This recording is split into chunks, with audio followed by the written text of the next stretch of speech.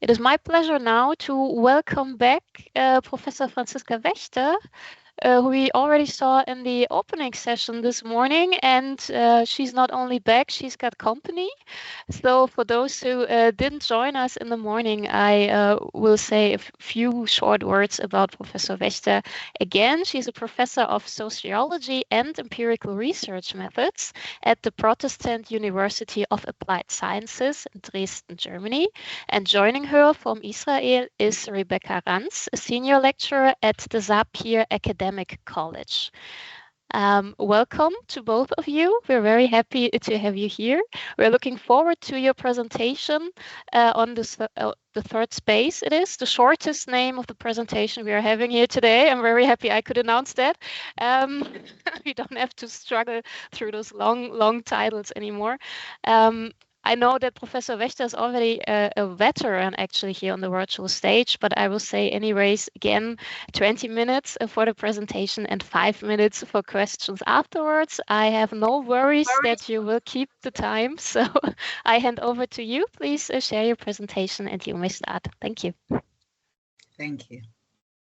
Thank you very much for this kind introduction, and I will do so. I will start the presentation and I hope you can see them. Could you give me a sign if it's visible?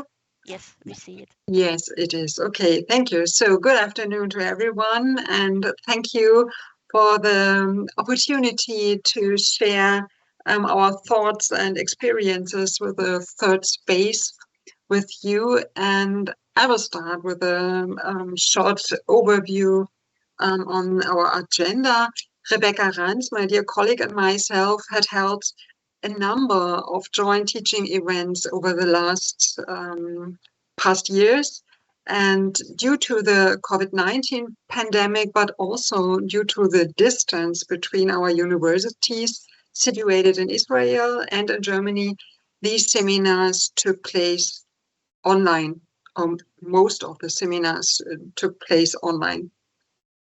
In these international learning settings, feelings of tension and insecurity were often expressed by the students and also observed by us lecturers. And that's why we are talking about the concept of the third space that goes back to Omi Baba, and more recently with her work on the third space, Constance Barlow has created a basis for perceiving and analyzing this phenomenon in international contexts. And Rebecca will say a few words about this also very shortly. Both concepts are introduced by her. We will then briefly present the framework in which we have made our observations, our findings. That means I will say a few words about our universities and about the seminars that were held, the courses structure and the content. And then we will continue with the students' reactions, with the students' responses on the international third space experiences. They were expressed freezing, avoiding, incorrect assumptions. We will hear more about it in a second. And what lessons have we learned? Lastly, a short conclusion will wrap up this presentation. And now I hand over to Rebecca. Okay, thank you very much, Franziska. So what is the third space? Actually, in 1994, Baba brings this, the third space, and he says, what is the third space? The third space actually articulates culture differences.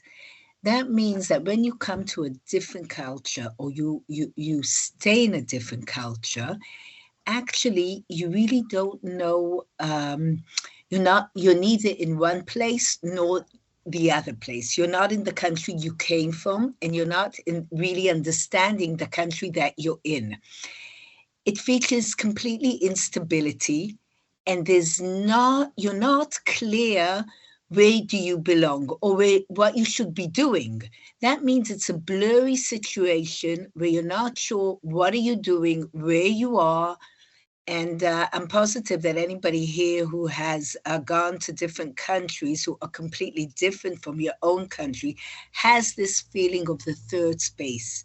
It's actually a culture difference that you really feel it. Can you continue, Franziska? Okay, so Barlow in 2007 took her students from Canada to India to fieldwork for a couple of weeks, and she found that actually the third space that Barbara was talking in 1994, she could see it with her students. What did she see? The first thing she saw that the students brought metaphoric backpacks. That means that they bring cognitive, emotional, and spiritual language with them, like in their backpacks. They re-examine their personal beliefs. You can see students re-examining their original perspectives upon witnessing behaviors that are different from what they thought the earlier impression. So they're all the time looking at their beliefs and they're re-examining these beliefs. It's very intensive. I can tell you that I took students from 2011 to 2015 to India, and the emotions were very, very intense. Lots of times students, because it isn't their language, not English, and they didn't know how to speak what was spoken in India, they felt misunderstood. They felt completely silenced. They were hurt. They were angry. And then the couple of hours later, they were sometimes thrilled and happy and just thought they came to the right place. So these intensive emotions are also emotions, positive emotions and also negative emotions, but they're very, very intense. Can you go on, please? Sure. Another thing that indicates the third space, there's a lot of anxiety. That means because of the culture is different and the language is different and the value is different, the students feel a lot of anxiety. They don't know if they're doing the right thing. They don't know if they're speaking, they're expressing themselves. It's a lot of anxiety that you can see the students, especially in the first couple of days when they're in field work abroad. Now, most of the regular support system that they have, that means parents, families, spouses, friends, all of that, they don't have it. They're not available. The only support is the other students and the faculty member that comes with them. So you can see the lack of support in this third space. But as time moves on, you can see in international placements transitions. Students go through a never-ending transition from one space to another space. Now, Barlow actually, and then lots of research was written about the third space when students go to field work in a different country with a different culture. And soon we'll see what happens in the digital space. But Franziska will continue now, please. Thank you, Rebecca. Here you can see where we are, where our universities are located. The Sapir Academic College is located in the south of Israel, close to the Gaza Strip.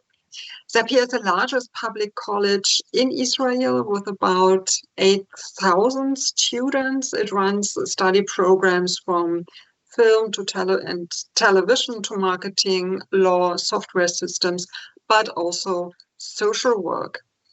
And in the social work departments study approximately 850 students. On the other hand side, the Protestant University of Applied Sciences is located in Dresden and offers mainly social work, healthcare and nursing, childhood education and religious education as degree programs. There are currently around 800 students studying in all of these mentioned study programs. And Dresden is located in the east of Germany. Now, some words on our joint history and development of our cooperation. In 2018 and 19, a professional exchange under the leadership of a professional organization of open youth work in Saxony, professionals and lecturers from Sapir College visited these organizations, but also the university. We were one topic on the agenda. And in 2019, this is the year of the ratification of a memorandum of understanding between our two universities. And in short, from these contacts in 18 and 19, the initial exchange, the wish, the idea and opportunity also arose to offer joint seminars for students from both universities. In autumn 2020, a trip to Israel was planned with master students from Dresden, which had to be cancelled due to the coronavirus pandemic. We were then invited from Dresden in Sapir Academic College to an international week with some content of our own. We did so and talked and worked about school social work, mediatization in schoolwork, transition into profession, and so on. And this was followed, you can see it in 21 and also in 22, with more virtual seminars, mainly in Dresden, and a master's course on social work. So in this year, in May, a study group from Israel finally came to Dresden, 11 students and you, Rebecca. And in the autumn, more digital lectures were offered. So this was in short the history of our collaboration so far. And you can see from these pictures alone that this cooperation has healthily expanded, both in range of topics, you can't see in the pictures, but we can tell you in the range of topics and the number of seminars, and also increased participation. Here we want to show you how the online seminars set up, how did they run.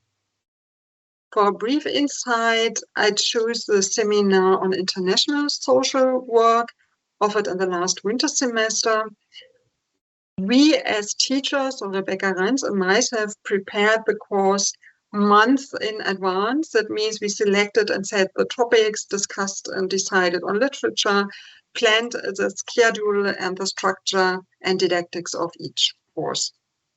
Each teacher in Israel and Germany had preparatory sessions with their own groups before the joint seminar and also afterwards. And the students from both countries have to read the same literature for preparation. So students have prepared short presentations on specific topics and smaller groups, and then presented us in these joint lectures. All in all, the course was very thoroughly prepared and structured. And this is rather abstract description of what we did. And now we want to continue to report what we found, first in a more abstract way, and then we will present also examples and to show you the students' voices.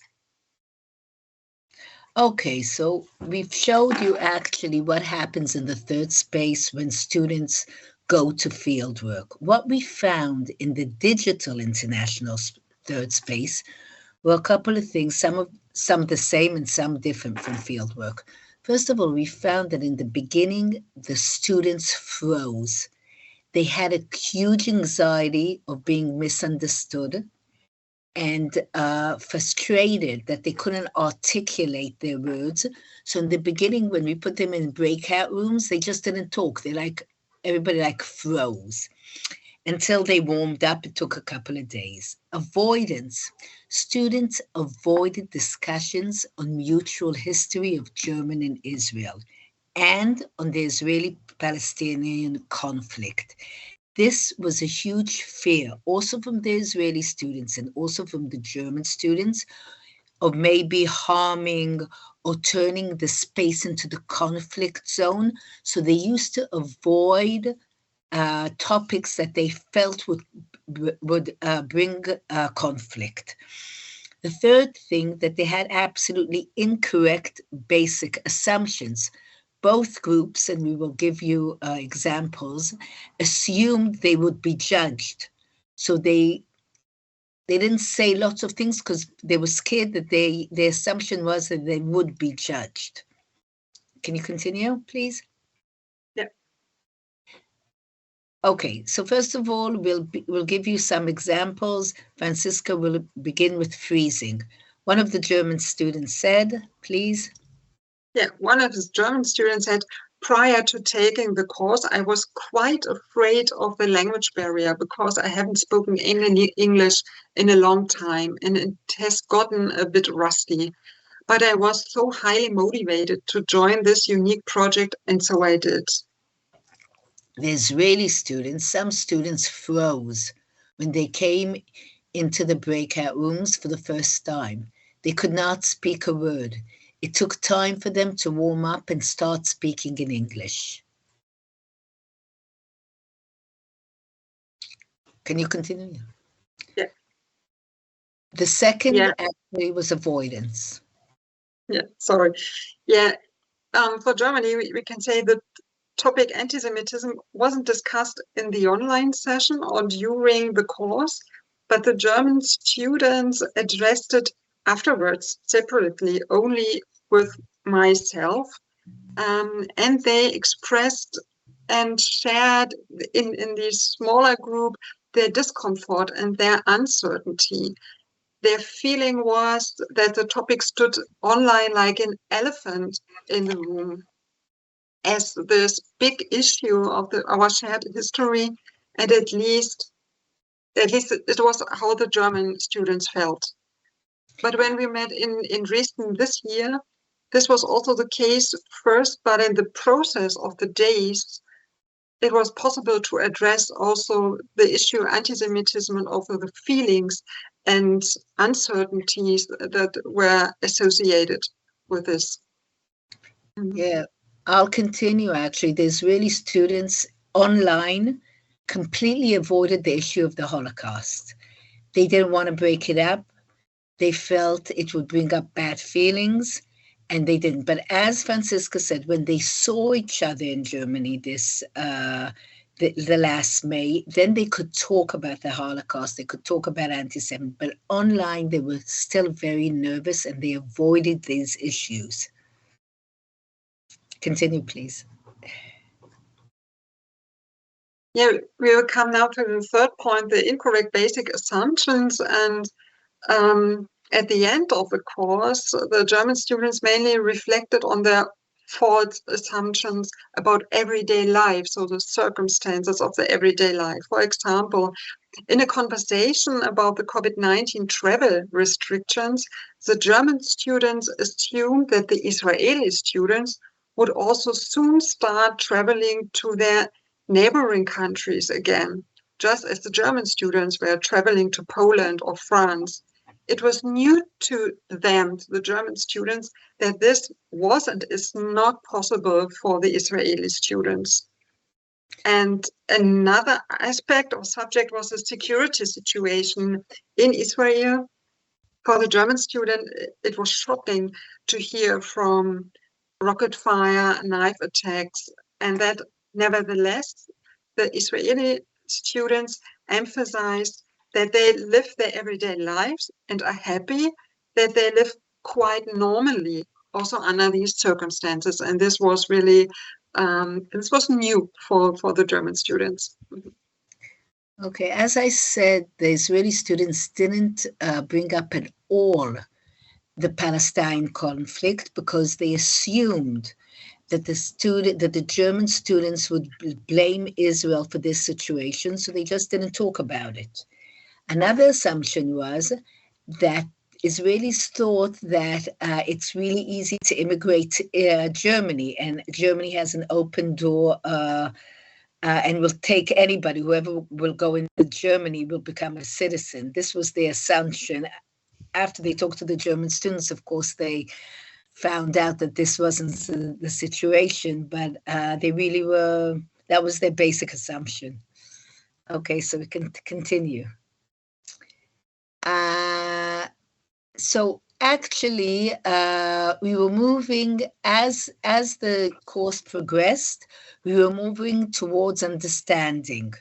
Two Israeli students and I worked with we worked with them on texts using a chavruta. A chavruta is a way of looking at a text, an ancient text. We took German texts, we took Jewish texts, we took Christian texts, and they worked together.